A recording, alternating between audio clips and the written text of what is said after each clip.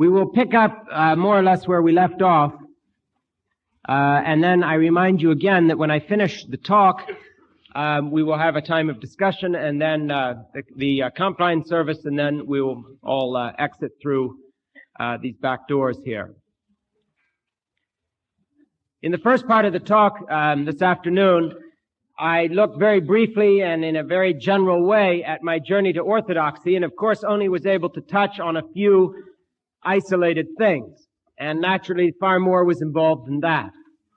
In this talk, I'll be talking about what I found there, again on a personal level and on an intellectual level. Let me first talk about a personal level, and again, this is just a thumbnail sketch, and it's very incomplete. For me, one of the most radical things that took place after becoming Orthodox is that for the first time in my life, I felt accountable to someone other than myself on a voluntary basis. I was accountable to my father, but it was not usually voluntary. And I was accountable to certain school teachers, and often, in fact, generally, that was very involuntary. And I have been accountable at times to other people, but for me, the issue of accountability was one of the big differences between becoming Orthodox and not being Orthodox. And that accountability, of course, revolved around the sacrament of confession. And for me, the most helpful thing and the most different thing were one and the same. And that was, as a Protestant, it took some getting used to going to confession. But having begun to go to confession, I now look back on my life and I wonder how on earth I survived, or more importantly, and I don't mean this facetiously, how on earth my poor wife and children survived, being married to an arrogant, strong-willed, temperamental, ambitious person like myself, who did never go to confession and had no priest and no guidance and no spiritual father to help him humble and change some of those passions, not change them completely, unfortunately. I'm still very much on that journey and still very much mired in sinful behavior, but at least to go a little step at a time in the right direction. And frankly, confession is something that is so central to the Christian life that, like the Eucharist and like worship itself, for those who are Orthodox and who believe sincerely that they are in the church enjoying its fullness, who do not have a spiritual father to whom they regularly confess, and to those who are outside the Orthodox Church to whom this seems very strange, I can only say that you have missed the better part of Orthodoxy, the part that truly can change one's life, and missed the better part of Christianity. Frankly, we can't pull ourselves up by our bootstraps alone. And the church from the time of the apostles, who were led by Christ, and then in turn, the apostles who led the church, has had a system of accountability. When Paul was converted on the Emmaus Road, struck off a horse in what you might call the ultimate born-again experience, he did not start off and begin a church on his own called the Pauline Church. He went first to Jerusalem to seek the blessing and the counsel of the Holy Fathers of the Church, to make himself accountable to them. And in the church, you see that we're not a bunch of freelance artists, each off doing our own thing, and especially so in the area of spiritual growth. So for me, coming into the church from a Protestant background, I can say the greatest gift that I found in the church, other than Christ himself, is the penance and the discipline of confession. Not that it has been easy, it continues to be hard. Not that it was without embarrassment, it continues to be difficult. But in terms of bringing real spiritual results, tangible results from complete darkness to at least partial light in some few areas of my life at least, knowing nothing about spirituality, and still very much at the beginning of this journey, nevertheless, being accountable to a spiritual father, to me, has become the key to understanding what the Christian life is about. And it is the key image of how we are accountable to God. And frankly, none of us do very well unless we are accountable to someone. We know that if we have children. And it is wishful thinking and pie in the sky to think that some warm-hearted feeling of having either been born Greek and baptized, or some warm-hearted feeling of saying, well, you know Jesus in your heart, is the same as being accountable to a person who you know, who looks into your eyes and says to you, well, if you are continuing in this behavior and you refuse to change, then you are not going to be able to come and take the Eucharist for a certain amount of time, or you're going to have to impose some other discipline on your life spiritually, which will teach you some lessons. That becoming Christ-like is a serious business, and the spiritual journey is one of life and death. You can't just simply slough it off and say you're working on it. And that kind of telling one's thoughts that comes from the heart of the monastic tradition, which is the heart of the Christian tradition, because there was monasticism before Christianity. Elijah and Elisha and all the great prophets were ascetics. And Christ himself went into the desert so often that he annoyed the crowds because he would disappear.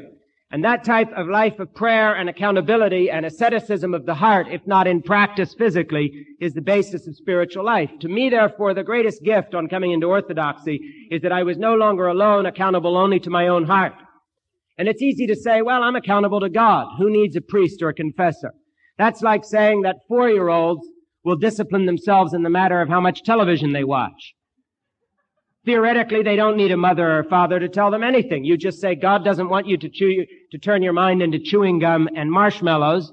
Turn off the television set, and that should be enough. But this is an imperfect world. They need daddy upstairs who will come down and say, I thought I told you not to do this, and lovingly, sometimes chastise and correct. Well, similarly, we adults are also children.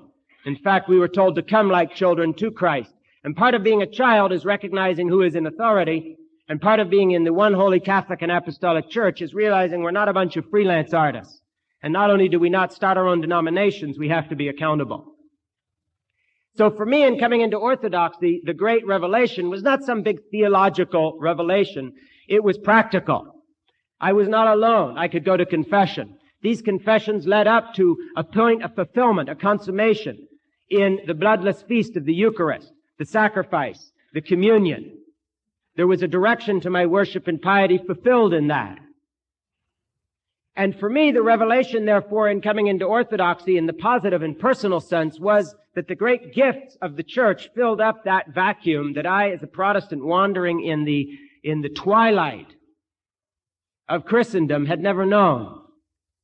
But then something else happened, which I also want to address here today, and that is that to my surprise, I found that many Orthodox already within the church did not seem to have a sense of treasuring the gifts that they had been given, perhaps even taking them for granted a little bit. And the way I began to see this was in a strange way, which I'll explain as follows. Obviously, when I came into the Orthodox Church, I was very curious about orthodoxy. I can remember the wonderful, two wonderful women, two yayas in our congregation in Newburyport, where I go to the Church of the Annunciation there, who taught me how to make my sign of the cross, who taught me how to light my candle, and which order to light my candle and kiss the icon in, who taught me, as they had taught their children and their children before them, how to come into a Christian church. I had never been taught what Christians do in church, except vague ideas of worship. But I didn't know what that was. Just like somebody teaching you how to use a knife and fork when you're a child. You don't just dive onto the table and cram your face or slide up and down the table. There's a way to do this. And it makes sense. And I never forget the treasure that I had in being instructed by people like this, who gently and compassionately showed me what to do, as they would have shown a little child, except this little child was in his 40s, and helped me out. With the love and tenderness that only grandmothers, especially Greek grandmothers, have. And in coming into the church, therefore, I expected to be curious. I expected to be shown things like that. Imagine my amazement, and truly it was unexpected, when I found that I myself was an object of curiosity. And I was getting asked more questions than I was asking. I would be about to ask someone something about orthodoxy. And they would be looking at me saying, why did you become Orthodox? And I would look at them thinking, well, that was obvious. And they would say something to me like, is your wife Greek? And at first, I had no idea what they're talking about. What does a Greek wife have to do with why I would join the one holy Catholic and Apostolic Church? If someone comes up to you in a restaurant and says, why are you here? And you turn to them and you say, you expect the answer, well, because I was hungry and, you got to eat and, what are you doing here? But if someone came up to you in a restaurant and said, why are you in this restaurant? Is your mother Russian? And And it's not even a particularly Russian restaurant. You would wonder, you'd think, am I seeing double here? Is this the Twilight Zone? What's going on? I became very curious about modern American Orthodoxy without meaning to. I had studied the historical church, et cetera, and a little bit of theology and so forth. But I didn't think I was going to have an interest in modern contemporary Orthodoxy. I honestly didn't. I didn't think this would be something that would concern me in my spiritual journey. The thing that made me curious was the level of curiosity at why someone would convert. And pretty soon I began to hear in this question almost a kind of an inferiority complex, as if people were saying, why would you join our leper colony? Who in their right mind would want to come into this mess? Did your wife make you do it? And so I started saying, well, what's wrong with this picture? To me, through things like confession, I begin to see the shape of paradise, and they're asking questions as if this is a leper colony. What's the story here? And I put a few pieces of this puzzle together, I think, as I had the opportunity, because of this curiosity, to go speak at a lot of churches. And having been at 50 or 60 churches in the last 3 or 4 years, and having told people why I became Orthodox and stood on one foot and had conversations with people, I put a little bit of a scenario together that I would like to share with you. I believe the American Orthodox experience, the American Orthodox Church, has a big problem. I think we have a real mess on our hands. And I'll tell you what I think that mess is. It isn't what you hear most of the talk about. You hear about, oh, well, we have a divided church, there's Greek and there's Russian and we should all be one and canonical and so forth, or there's too much Greek spoken or not enough English. Yes, these are all issues. Or such and such a bishop is just a bureaucrat, not really a holy person, and this parish council, as was wont with all parish councils, is totally out of control, and et cetera, et cetera, et cetera.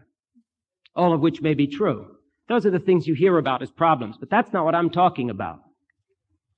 I think there is a problem in American Orthodoxy, and I think that perhaps I've identified at least partially what the reason for it is, and I even believe that I have, not me personally, but I have been able to discern perhaps somewhat whether there may be a solution.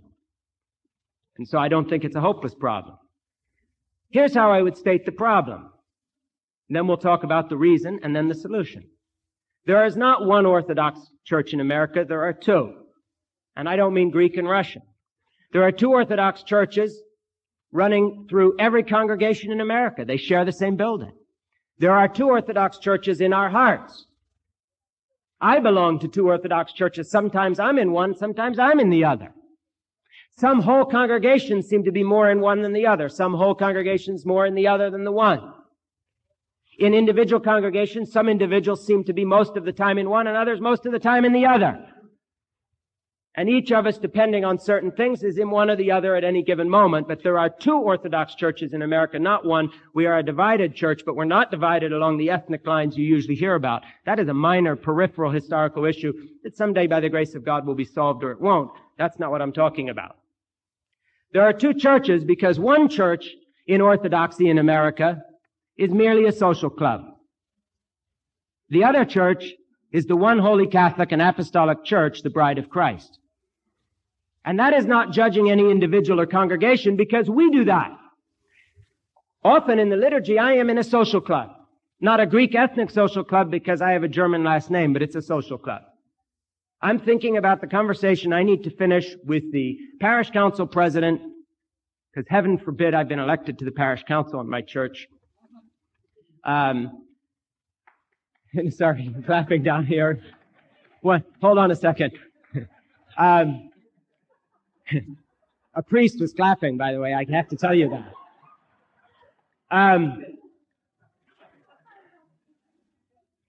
I'll be standing there going into the liturgy and my mind will be wandering, or I'll be thinking of worse things, even sinful and distracting thoughts, or nothing at all. But my mind's not in the liturgy, and at that moment, it doesn't matter that I'm standing in front of a church that has an iconostasis and a priest and all the vestments and liturgy of history.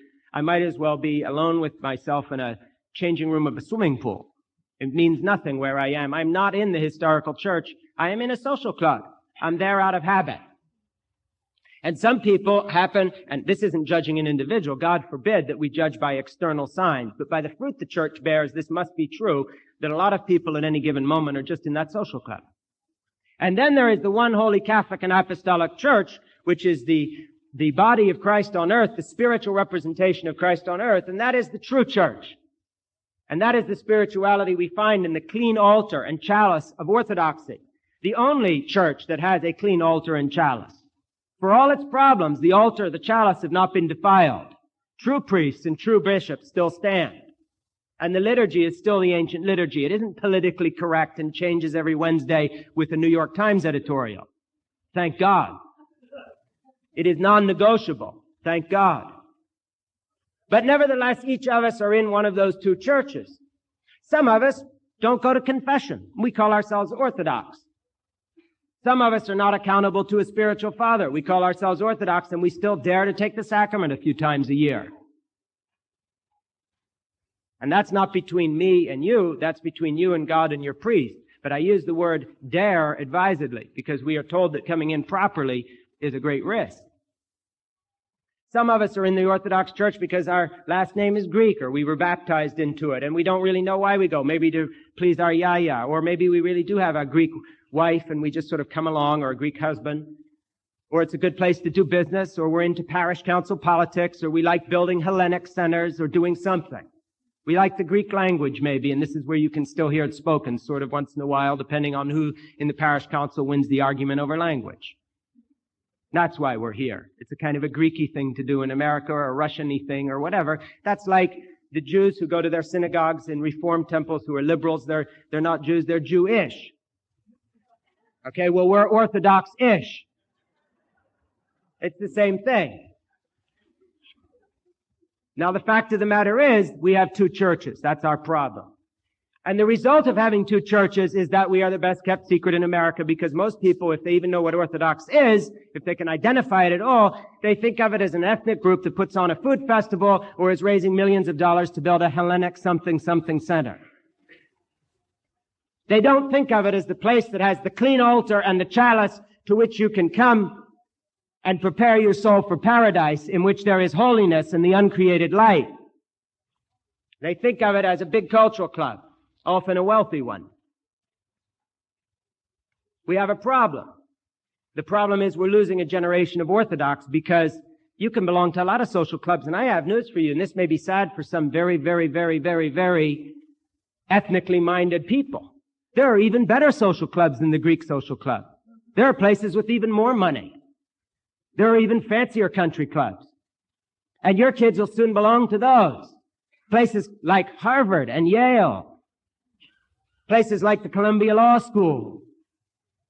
George Stephanopoulos found one in the White House. Big fancy social club. Greek boy makes good. Big fancy club. And the fact of the matter is, when you start thinking in the world's terms and you rob the church of its power by turning it into a club, there's always going to be a better club. It's like those liberal Protestants that want to update their liturgies and make them more relevant. Well, let me tell you something. You can't compete with MTV and the New York Times. They'll always do it better. That's what they do for a living. If you're going to be the church, be the church. What we have is holiness. That's the pearl of great price, nothing else. And so we have a problem. There's a reason for that problem. It isn't just a lack of faith that sort of came from outer space. There's a historic, actual reason. Here's what I believe it is. And that is that the origin of the North American Orthodox Church is not monastic. Its origin is simply to people who came here to make a better life. Nothing wrong with that. My grandparents came here to make a better life like yours did, or like you did. Nothing wrong with a man or a woman wanting to improve the chances their children have to be fed and clothed and educated. That is a good thing. But it is not St. Herman of Alaska. It is not Seraphim of Sarov. It is not John of Kronstadt. It is not Evagrios the Solitary. It is not John Chrysostom. It is not Basil the Great. It is not the voices that built the church that we inherited. There is nothing wrong with being a house painter or a restaurant owner and wanting to improve the lot of your children. But the inheritance of the Orthodox Church here, for all its value, is not monastically based. It did not come here in a missionary effort. When you look at Orthodoxy in Russia, it came to Russia with Cyril and Methodius, who came as monks and missionaries to create the Cyrillic manuscript in order that people might know the gospel and the liturgy and worship the one true living God and abandon their paganism. When we Orthodox came to America, we thought we were coming to a Christian country. We didn't come here to evangelize it, just make a buck. And that's our inheritance. It's not an evil inheritance, but it's a dangerous one. And the danger is this, that there are a whole generation of Orthodox that have learned to be very successful and good Americans and haven't learned much about being good Orthodox. We've learned to be good materialists. We play the game well, our ethnic communities. But we have forgotten the first principles of orthodoxy often, because you have to choose sometimes between the things of this world and the things of the next, the things of this life and the flesh and the things of the spirit. And because we don't have holy men and women in monasteries and convents in this country, we do not have a missionary origin. Because we don't have a missionary origin, we often are a club. You may not see the relationship of that, but there is a definite one, both historical and spiritual. The fact of the matter is, Seraphim of Sarov tells us that when you see one holy person, 1,000 perhaps are converted. I had the rare privilege recently of being on Mount Athos in Simonos Petra. And before that, I had been with Archbishop Nikiforos in Jerusalem for a few days, going to the holy places, this time as an Orthodox, not either as a Protestant tourist or a movie director, as I'd been there before. In this issue of the Christian Activist newspaper that you all got, you'll see an interview with Kimberly Patton, who's a professor at the Harvard Divinity School of Comparative Religion there.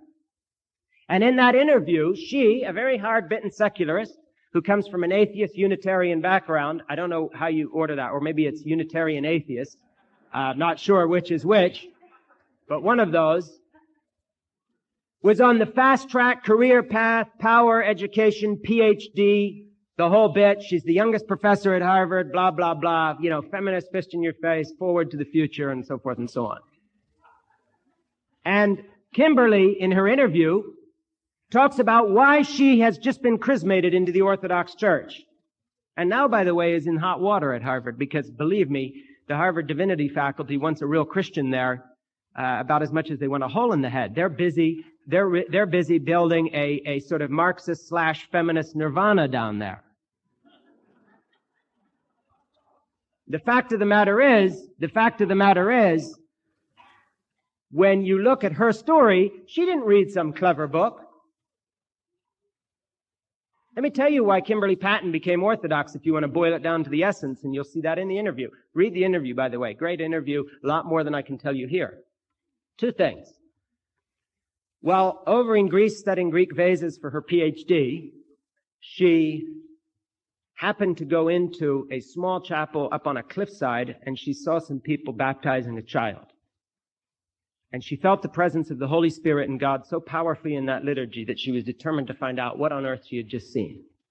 Second, she came back to America interested in orthodoxy and had the good fortune, the grace of God, to be teaching at Harvard at the same time that Metropolitan Demetrius Trakatellis was teaching there. And Metropolitan Demetrius Trakatellis is a true monk. You meet him, he's a monk at heart.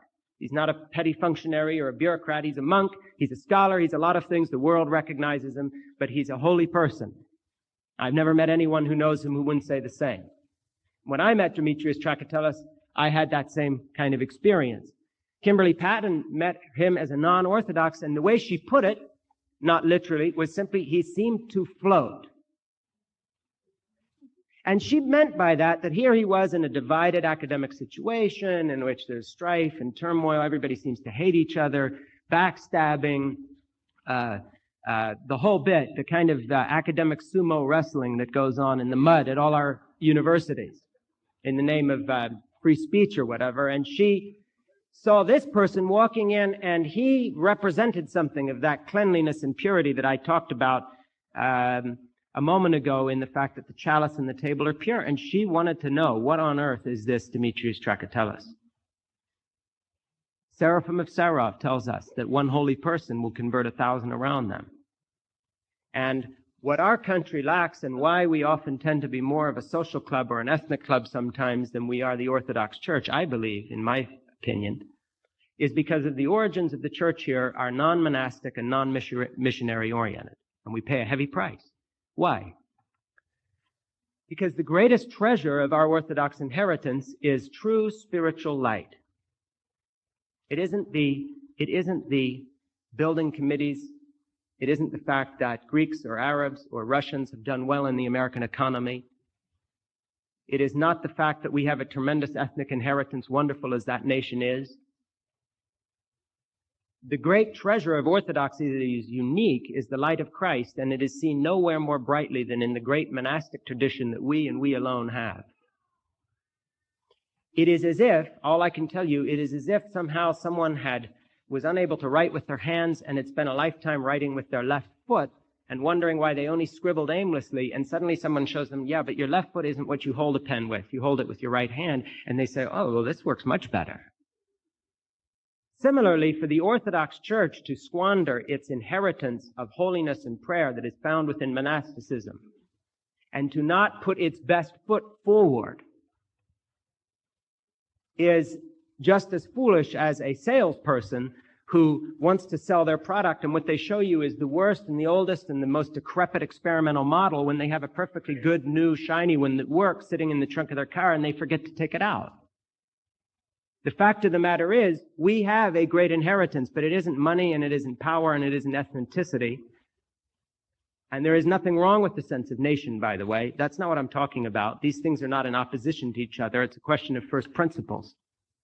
Our greatest treasure is people like Evagrios the Solitary. Our greatest treasures are the Philokalia. Our greatest treasures are those who have spoken with the hearts of monks in this generation, like Bishop Paul of Finland, the Demetrius Trakatellises of this world, the monk who I met on Athos, who knew I was troubled about something, and who sensed this and talked to me about it with authority, and who was able to put me spiritually back on the road again in an area that I was wandering on with authority.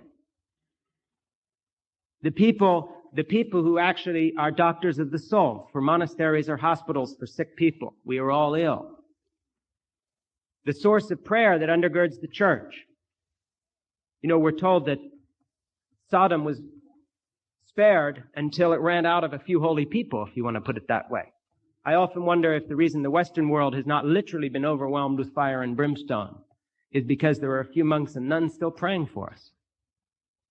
The fact of the matter is, in our utilitarian age where we know the price of everything and the value of nothing, when you talk to monasticism to some people, they say, well, what's that going to do for the building program, the parish council, the Hellenic Center? Will they be social workers? Maybe we can train them to teach our young people. As if somehow monasticism is just another tool that's utilitarian, like a jack for changing a tire on a car. And that shows a misunderstanding not only of the value of monasticism, but the value of prayer. And if we don't understand the value of prayer and holiness, then we are not orthodox. It's as simple as that. We may be religious, we're not orthodox. And so to me, the tragedy of the American church today is that it is losing people. It is sometimes invisible. It often appears as a social club. A lot of that is due to the fact we're all just sinful. There will never be a perfect church on earth, and it's not a criticism, it's just an observation. Just as I'm sinful and you're sinful.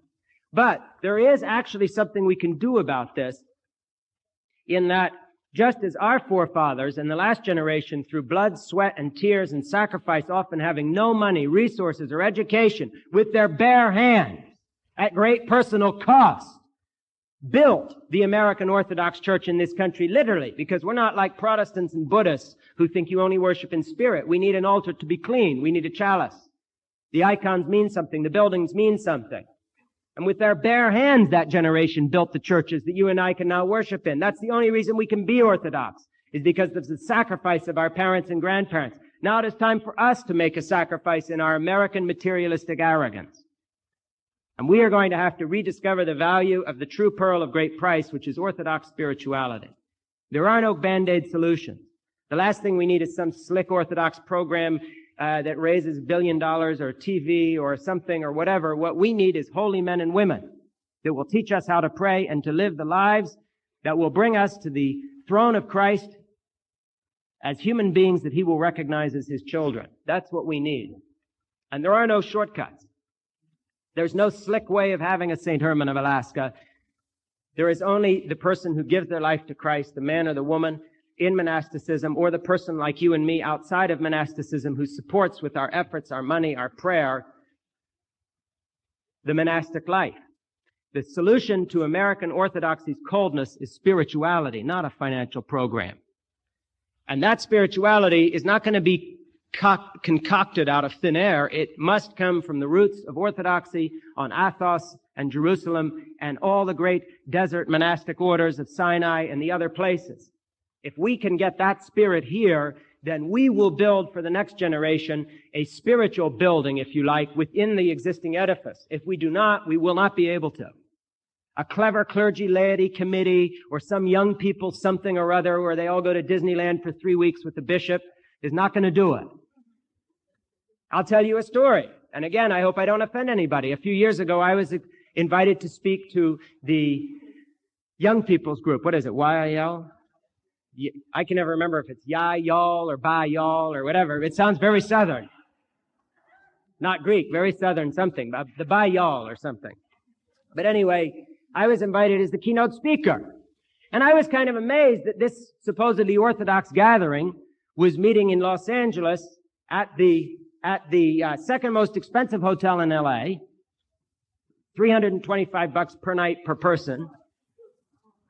And that this was a spiritual conference of the church that supposedly represents the historic church in which my personal heroes are people like Evagrios the Solitary that by all accounts didn't eat or drink for about 30 days at a time.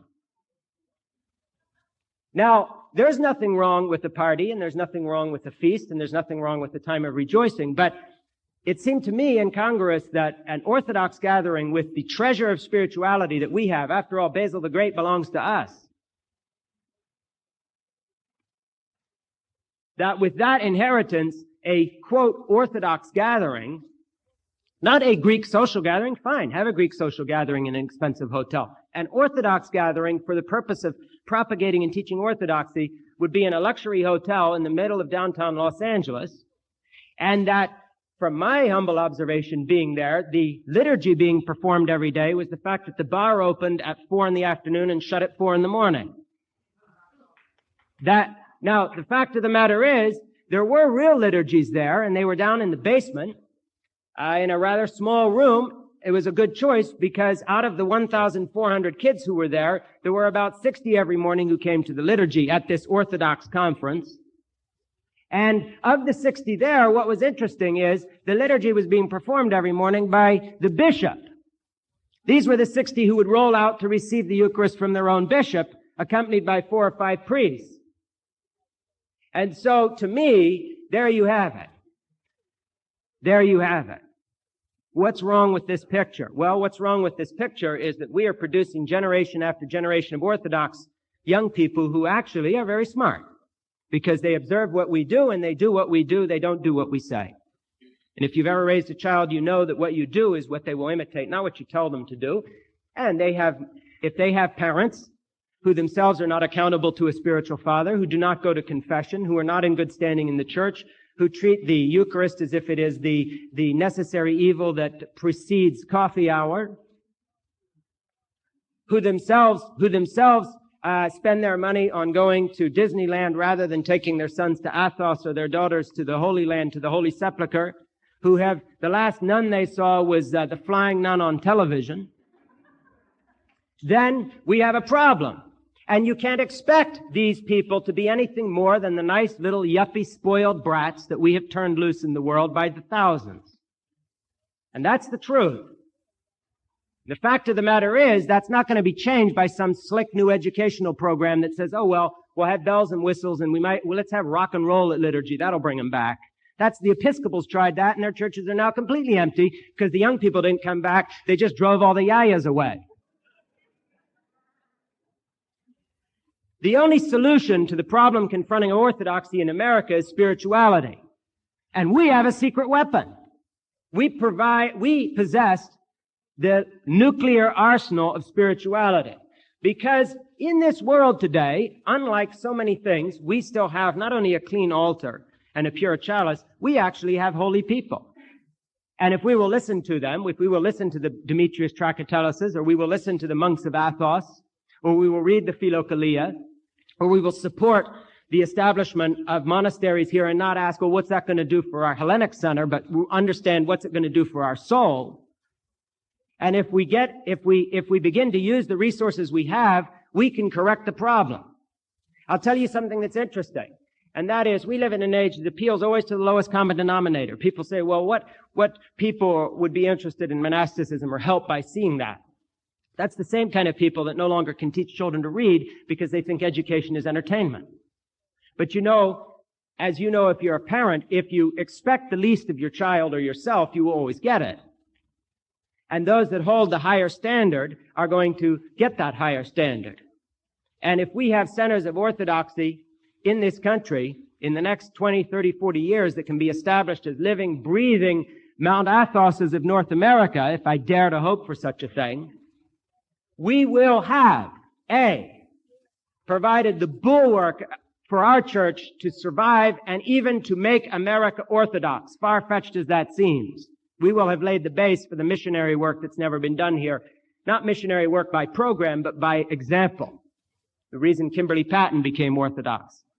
We will have given our Orthodox communities a true focus, which is not raising money and food festivals, even if that's necessary. It is spirituality. It is nothing.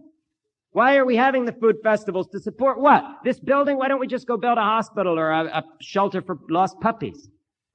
What makes the church unique? It's spiritual inheritance.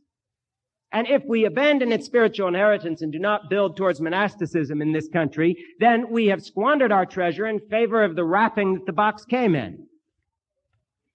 The fact of the matter is, therefore, a solution is at hand, because we do have people interested in monasticism here.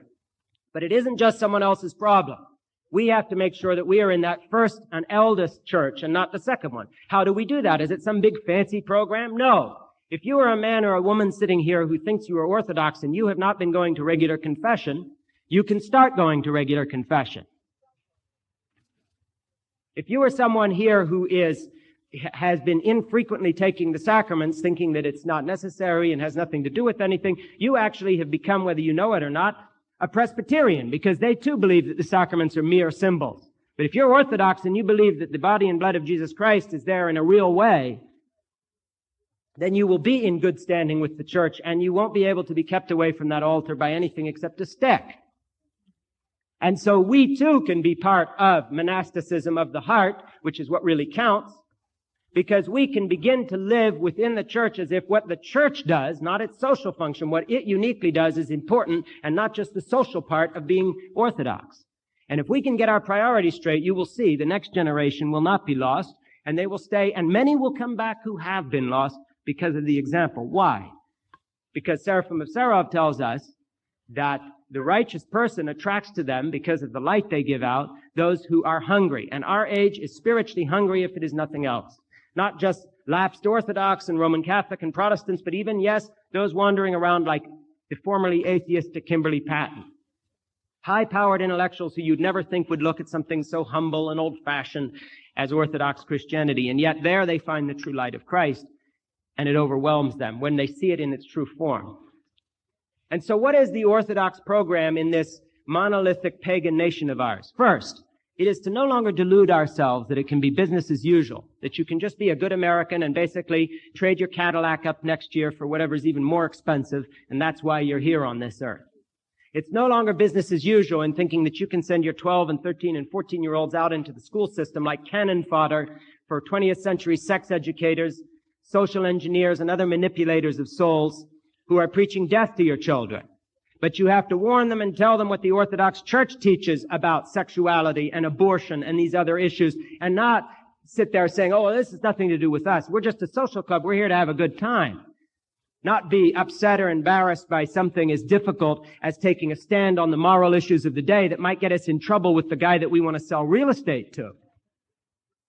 We have to be willing to actually be Christian in this culture if we want to have Christian children, which means at home discussing and taking a stand on the issues of the day unashamedly, and saying that issues like abortion and sexuality and spirituality are not a matter of public opinion. It doesn't matter what Shirley MacLaine or Bill Clinton says. What matters is what the Holy Tradition has always taught, what all Christians in all places at all times have believed. What matters is what the monks on Mount Athos will tell you. They are the doctors of the soul, not our politicians, not our lapsed George Stephanopoulos types. We have the inheritance of the truth that the world is looking for, and we hide that light because we belong to a social club, and we turn it into something that wants to succeed in a pagan nation. Well, let me tell you something. And in a Greek church, it's fitting to say this. I studied a little bit of the Greek Revolution and Greek history, 1820, then 22. The patriarch hung at the gate of the Phanar in 20, and what happened in 22. I know a little about this history, the Phanarists leading up through the 19th century to the Revolution. I know a little about this. And let me tell you one thing I learned. The yoke of Turkey was not overthrown by Orthodox who were all too eager to become Turks and get on with the system. It was overthrown by people who remembered first principles and that orthodoxy was more important than simply making a buck off the Sultan. The church in Russia has not survived because grandmothers in Russia have whispered at night to their little daughters and their grandchildren, learn to get on, be a Red Guard, be successful in the communist system, and then you can be Orthodox. They whispered to them the prayers and the liturgies of the church and taught them to say, Lord, have mercy. And so when that great edifice of totalitarianism crumbled, there was something left there. And we in our age are surrounded by a tyranny every bit as great, but much more subtle. It does not fight the church with the bullet and the whip, although that day may come. It fights the church instead with seduction. It says it doesn't matter what you believe. As long as we can all get along and everything's fine, you do your thing, we do ours, there's plenty of money to be made here, don't rock the boat. You and I may not know what we believe is orthodox, but I'll tell you something, the professor of sociology at your daughter's college does. And if you're not pushing your views, he or she certainly is pushing their views. We may not know what we believe, but Planned Parenthood knows and puts a couple $2 billion a year into implementing it by getting kids in school to think that sexuality is just a contact sport. We may not know what we believe. We may not know what we believe, but the social engineers in our culture and in the academic world and in our government know exactly what they believe, and it is not orthodoxy. We may not know what we believe, but the politically correct professors and administrators who came out of the revolutionary era of the 1960s and believe in the perfectibility of mankind and are essentially atheistic, they know what they believe. And the fact of the matter is, if we want orthodoxy to go forward in this nation and we want our children to be orthodox, we are going to have to start first telling ourselves the truth, and that is, you have a choice. You can be orthodox or you can be a 20th century successful American. You can't always be both. Just like you could be Orthodox or you could be a Turk, or Orthodox or part of the Red Guard, you can't always be both.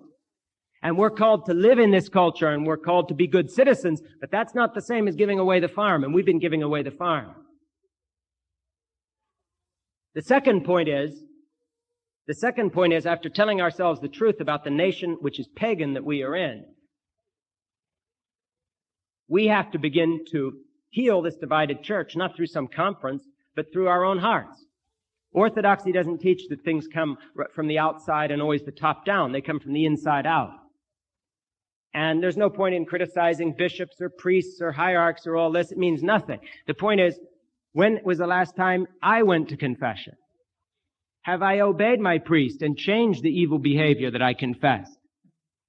Do I come to the Eucharist in good conscience if I'm permitted to do so by my priest?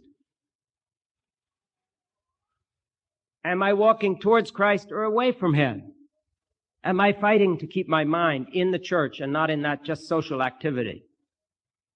Am I willing to make some sacrifices in the area of success or recognition for what I believe if that is required of me?